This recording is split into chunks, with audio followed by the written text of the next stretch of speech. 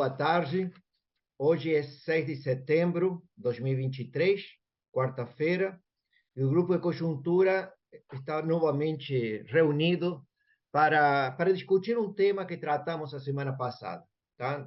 Na sexta-feira passada foi divulgado, não, as contas nacionais e o PIB do segundo trimestre, não, as contas nacionais do segundo trimestre de 2023, e nós analisamos a surpresa que ele provocou e algumas das suas implicações ou características marcantes. Tá? Passados 5 dias daquele anúncio, tá? Refletido um pouco mais e tendo outros pontos de vista, hoje a gente gostaria, não, de retomar esse tema e apresentar novos pontos de vista, novas considerações, tá? Associadas ao que aconteceu com as contas nacionais e um pouco também os comentários que aconteceu no mercado, não, que foram comentados nesta semana, não, logo do anúncio. Tá? Então, hoje o Caio Prates vai apresentar rapidamente o debate e o discurso e as suas considerações, não? Vamos escutar teus pontos de vista, Caio, por favor. Obrigado. Então, vou retomar, como o Lixa comentou, né, vou retomar o tema do podcast de sexta. Queria começar vou fazer qualificações em relação aos resultados do PIB, vendo esses resultados por um ângulo um pouco diferente do que foi explorado no podcast de sexta. E, no final da minha participação, eu vou falar um pouco sobre as incertezas, que ainda são bastante grandes, em relação ao desempenho da economia brasileira em 2024. É disso que eu vou tratar. No podcast de sexta, o desempenho do PIB e dos seus componentes, né, foi analisado principalmente pelo seu comportamento que se chama na margem, né? O trimestre contra o segundo trimestre, que é o dado que foi divulgado, contra o trimestre imediatamente anterior, da série que o IBGE divulga com ajuste sazonal. No podcast de hoje, eu vou explorar os resultados do PIB por uma outra métrica, que é complementar à análise na margem, obviamente, que é o desempenho do PIB e seus componentes contra igual período do ano anterior. Para ser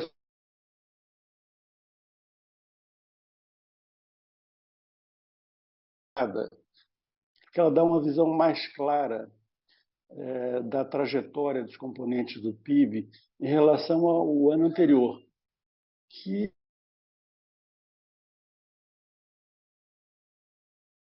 no ano relativo anterior. A análise na margem, trimestre contra trimestre anterior, mais seguindo a evolução na margem do PIB e seus componentes, ela é obviamente relevante para se entender o comportamento mais da economia. Mas o problema da análise, desse tipo de análise, me parece, é que, principalmente no que se refere aos componentes do PIB, se a gente for olhar as séries do IBGE com ajuste sazonal, as taxas de crescimento trimestre a trimestre, a gente vai perceber uma variedade nas taxas, nos componentes do PIB, dando frequentemente falsos positivos e falsos negativos, como no trimestre um componente vai muito bem ou muito mal e tal. Eu vou fazer uma análise que parece que me dá uma visão mais de conjunto, o que é permitido que eu vou explorar, comparar com o igual período do ano, os dados do PIB e seus componentes, né? Nesse tipo de primeiro aspecto que eu queria destacar é que, enquanto o PIB de 2022, né, cresceu 2,9%, nós tivemos no primeiro semestre, sempre na comparação com igual período anterior, nós vimos agora no primeiro semestre fechado, ao invés de uma desaceleração, que era esperada pela maioria dos analistas, o que houve foi o contrário, uma aceleração. O crescimento foi de 3,7 nesse primeiro semestre, contra igual ao semestre do ano passado, versus 2,9 no ano como um todo de 2022. Além disso, houve uma mudança relevante na composição do crescimento, quando a gente olha por essa métrica que eu estou analisando.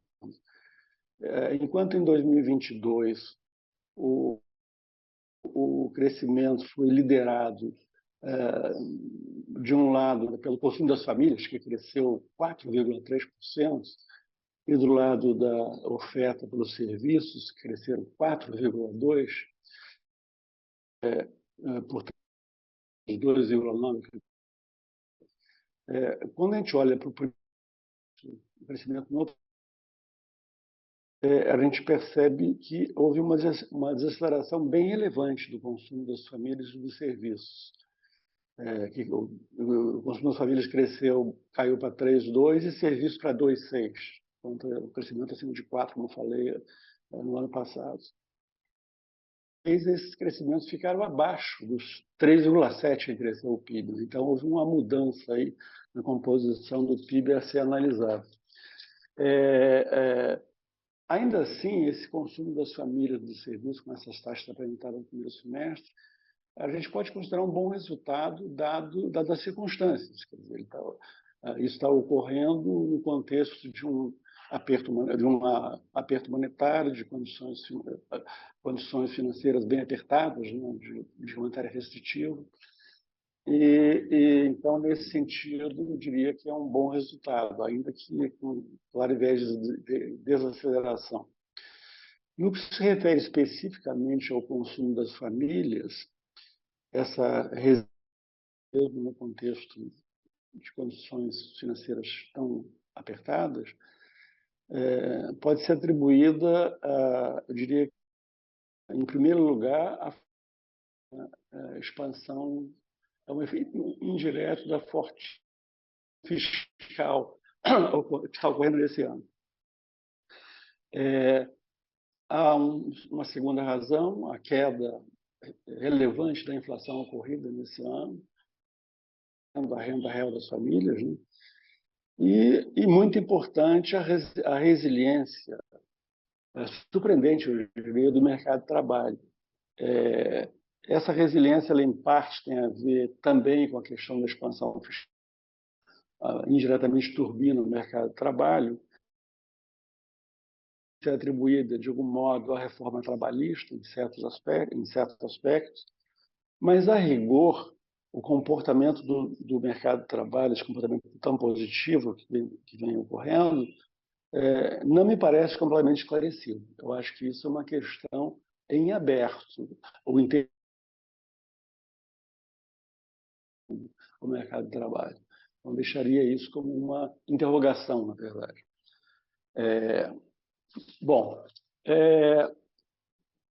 Quando a gente olha o PIB pela ótica da demanda, além da desaceleração que eu já me referi das famílias, a gente teve também uma piora adicional da formação bruta de capital fixo, o investimento, né? O desempenho do investimento já foi muito ruim no ano passado, crescimento muito modesto, e agora, nesse primeiro semestre, entrou no terreno negativo. Teve uma queda de quase 1% no primeiro semestre contra o primeiro semestre do ano passado. O que, diga-se de passagem, comentando lateralmente, é uma coisa ruim para o crescimento potencial do país, para o crescimento nos próximos anos possível da economia. Então, esse é um ponto a destacar. Agora, de qualquer maneira, como o consumo das famílias e formação bruta de capital fixo são os principais componentes da demanda doméstica e são componentes sensíveis à política monetária, é razoável, né, atribuir essa desaceleração do consumo e a piora adicional do investimento à política monetária restritiva que está sendo praticada. No caso do consumo das famílias, há ainda uma desaceleração relativamente lenta, em boa medida porque, como eu falei, a política fiscal está jogando na direção contrária. Isso é um ponto chave para amortecer a desaceleração induzida pela política monetária. Pelo lado da oferta, pela lógica da oferta, olhando para a lógica da oferta, o grande destaque, sem dúvida, é o crescimento no primeiro semestre, né, de 17,9% da agropecuária. Um número impressionante, vindo de uma queda no ano passado, de um 7%. A agropecuária caiu um 7% no ano passado. Já na indústria, o desempenho é semelhante no primeiro semestre, a taxa de crescimento no primeiro semestre e em 2022. Crescimento muito modesto. Mas um ponto a destacar aí é que houve uma mudança na composição e comportamento da indústria, dos componentes da indústria.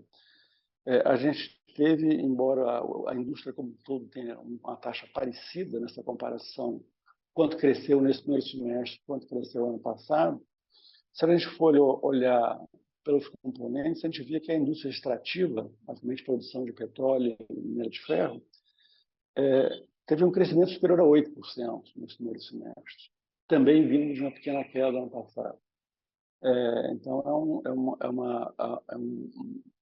e todos os demais componentes da indústria, dentro do conceito PIB, pioraram o seu desempenho nesse primeiro semestre. A única que melhorou, mas melhorou muito, foi a indústria extrativa.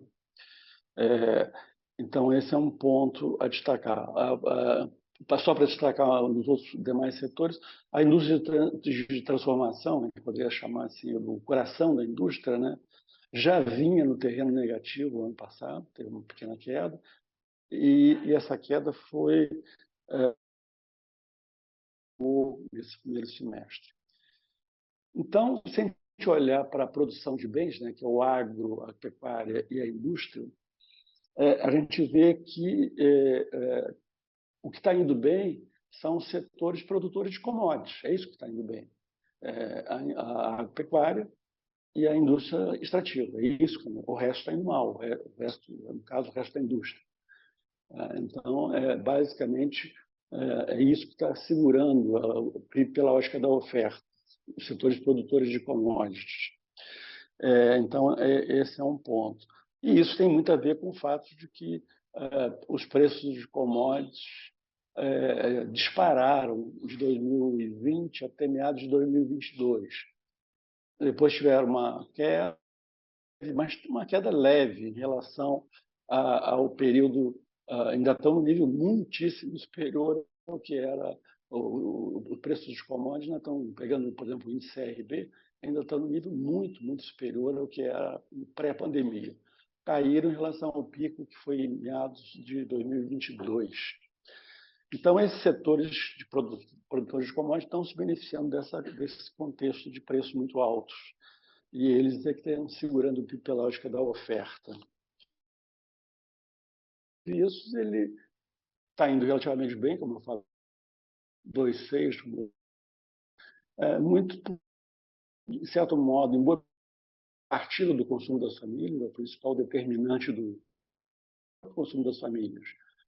E tem outra parte que ligada ao desempenho da agropecuária, principalmente transporte de carga, que é um dos destaques dentro do setor serviços. Então, esse setor serviços está indo relativamente bem. E na parte de produção de bens, só o que está indo bem é a produção de commodities. Bem,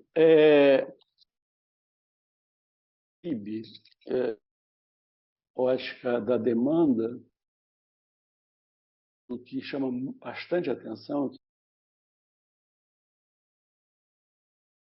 é essa compatibilidade estranha, desaceleração da demanda doméstica, consumo e investimento, que é bem do ano passado para o primeiro semestre desse ano, e o fato de que o PIB acelerou, o crescimento do PIB acelerou nessa mesma comparação.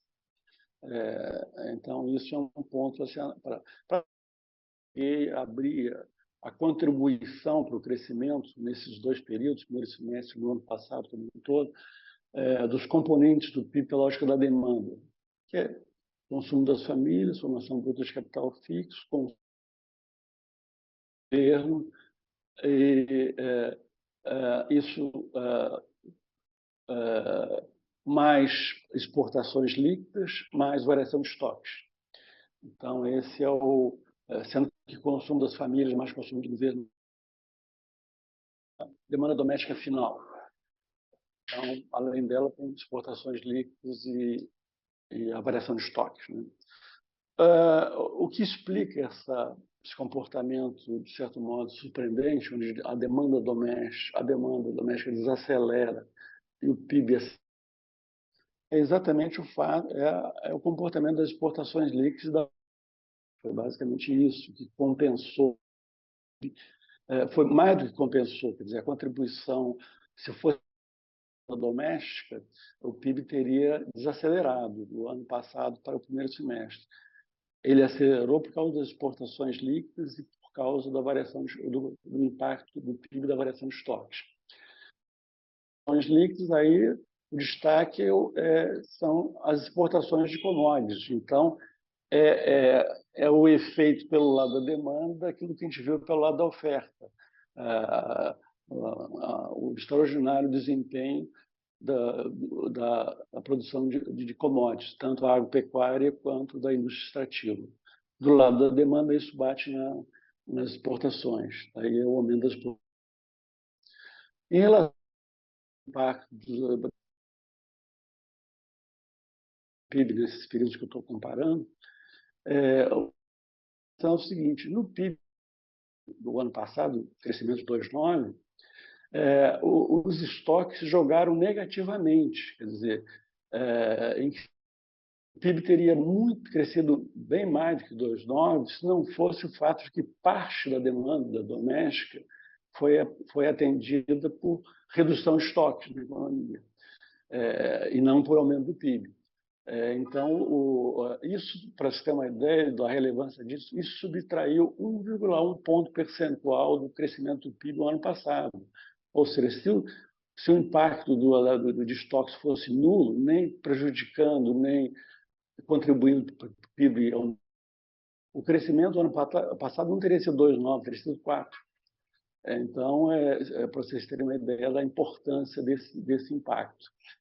Já nesse ano, nesse primeiro semestre, o impacto foi nulo da variação de estoque sobre o PIB. Ele não afetou nem para mais nem para menos o PIB, que cresceu de acordo com o que se esperaria pela demanda doméstica final, mais exportações líquidas. Então, esse é o ponto central. Entrando na parte final, que eu quero comentar, né, que eu não sei no início, sobre o que esperar, fazer algumas considerações sobre perspectivas, eu diria que,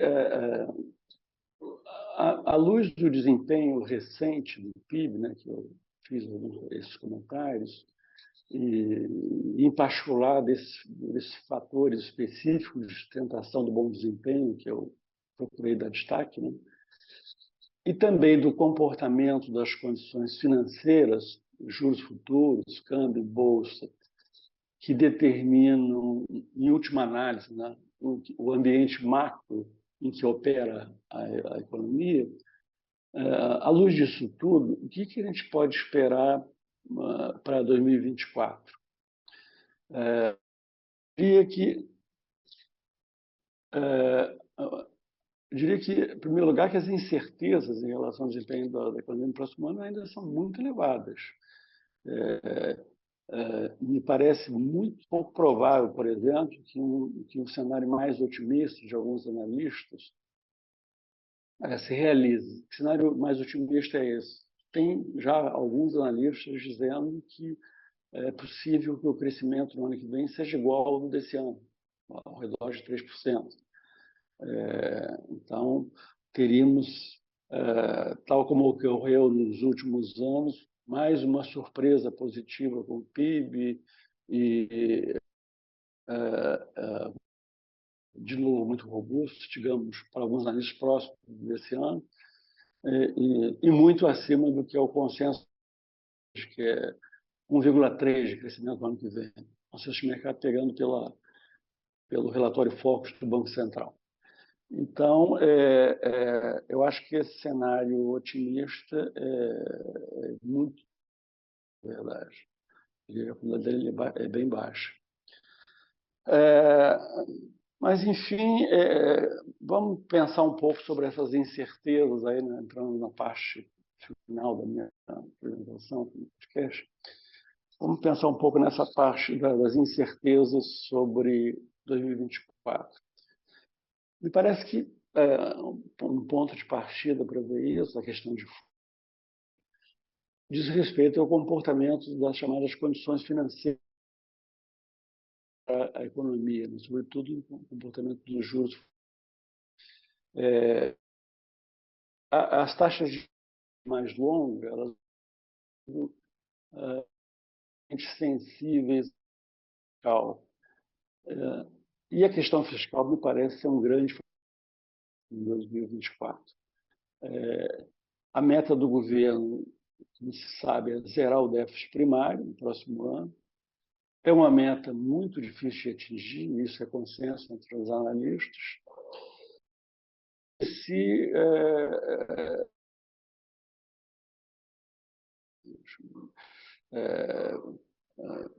começará a estouro da meta for muito, muito grande, muito fora do que se espera, mas principalmente se em função do que estiver ocorrendo, se o arcabouço fiscal não for preservado, risco fiscal do ano que vem, mais do que não cumprir a meta, me parece, por si só. O fiscal, porque já estão mais do que visíveis, no sentido do governo flexibilizar a meta do ano que vem, a meta de resultado primário. E por que essa preocupação toda política com a meta? É porque, pelo arcabouço fiscal aprovado, não cumprir a meta tem penalidades. Então, ela já começa no próprio ano que vem, à medida que ficando claro que o resultado primário vai se afastar da meta, forçando o governo a contingenciar despesas. E aí já começam as pressões políticas para flexibilizar a meta para que não tenha que contingenciar despesas. E outras penalidades se seguem, e mais adiante tem uma penalidade que, na verdade, só vai ser efetiva em 2026, mas vai ser anunciada em 2025, seria anunciada no caso de estouro da meta, né? Que é um crescimento muito menor do gasto público, ou seja, o crescimento do gasto sendo só 50% do aumento da arrecadação do ano anterior e não 70% como é atualmente. Então, as pressões políticas, e isso essa restante específica bateria em 2026, mas originária de um estouro da meta esse ano. Então, tudo isso que está em questão no jogo político, de pressões. Eu acho que não é certo como o governo vai se comportar, é certo que o ministro da Fazenda está lutando para isso não ocorrer, né? Mas como é que vai ser batido o martelo sobre isso? Não importa. E isso é uma questão chave, porque se houver uma mudança na meta e, portanto, uma flexibilização do arcabouço fiscal, isso vai ter eu acho que isso teria consequências muito negativas, do ponto de vista do comportamento dos investidores, com impacto nas condições financeiras, que tenderiam a ficar mais restritivos para o crescimento econômico, se teria impacto negativo nas expectativas inflacionárias, ficaria mais difícil que a redução esperada a redução da taxa Selic ocorresse conforme hoje se espera, no ritmo que hoje se espera, que está precificado, digamos, no mercado de juros. Tudo isso afetaria muito negativamente a economia.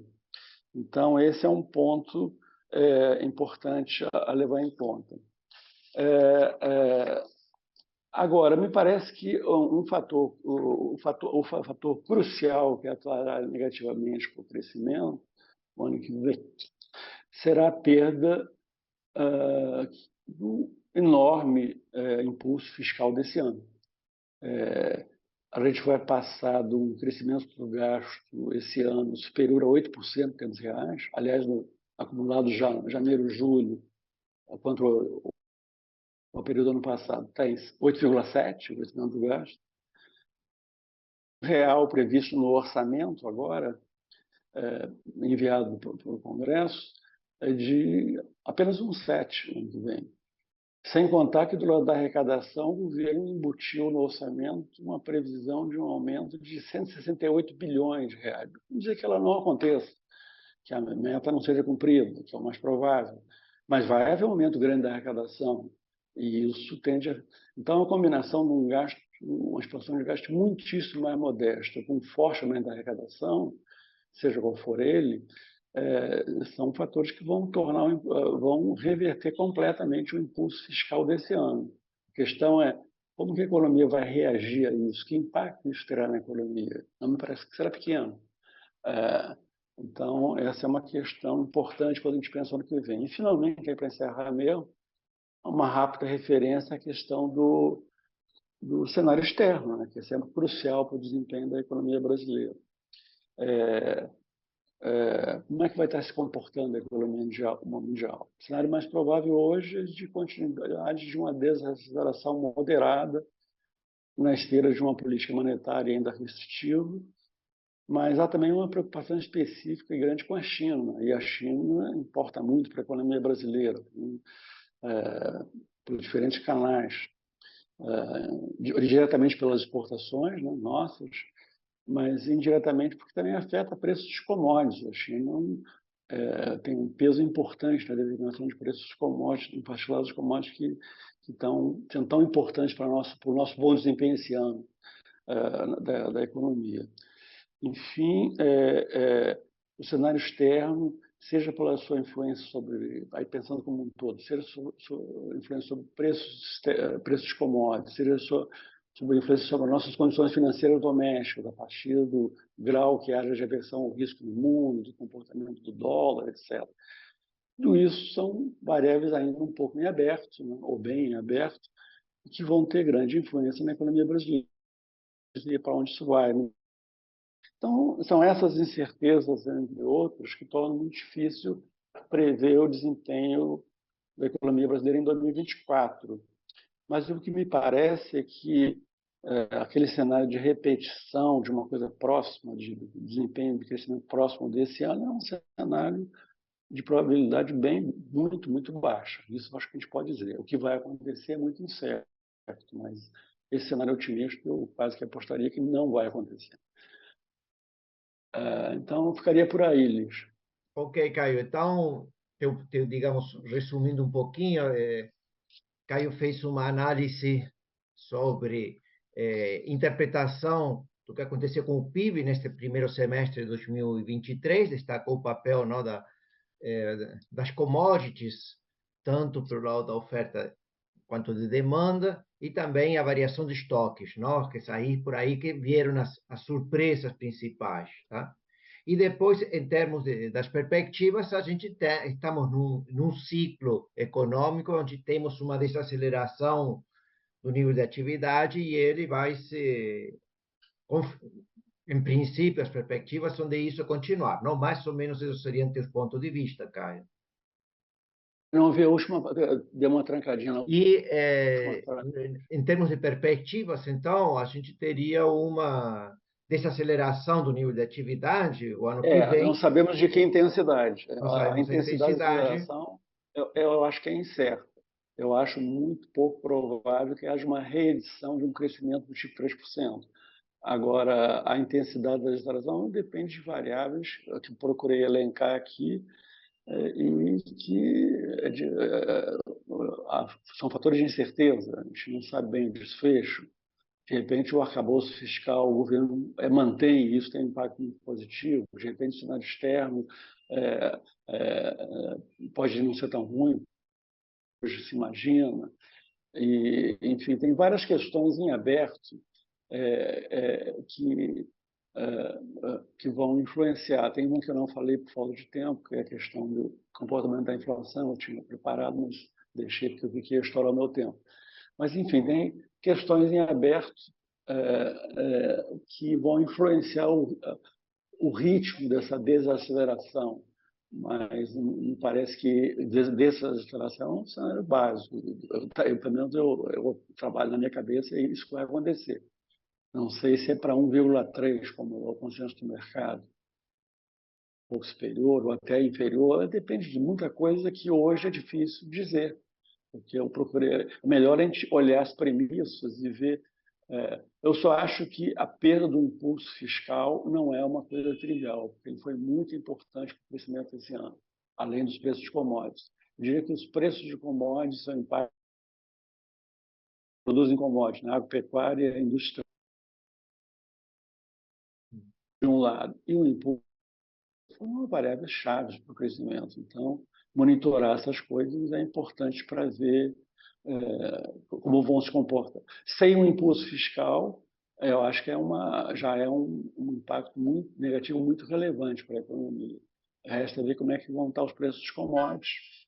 No momento, aliás, eles estão até reagindo bem, no último de junho para cá, mas, enfim, parece que eles não tendem a desabar. Acho que eles vão ter um comportamento razoável. Acho que esse não será o nosso maior problema. Para o crescimento, acho que os maiores riscos são de uma piora das condições financeiras por incerteza fiscal, combinada com a perda do estímulo fiscal tão vigoroso quanto a gente teve nesse ano. Eu acho que esses são os maiores riscos, mais do que preços de commodities. Mera impressão. Tá bom. Ficamos hoje por aqui. A gente continuará acompanhando e analisando no futuro, não, os temas que foram colocados, tá? Nos encontramos novamente semana que vem. Boa tarde a todos.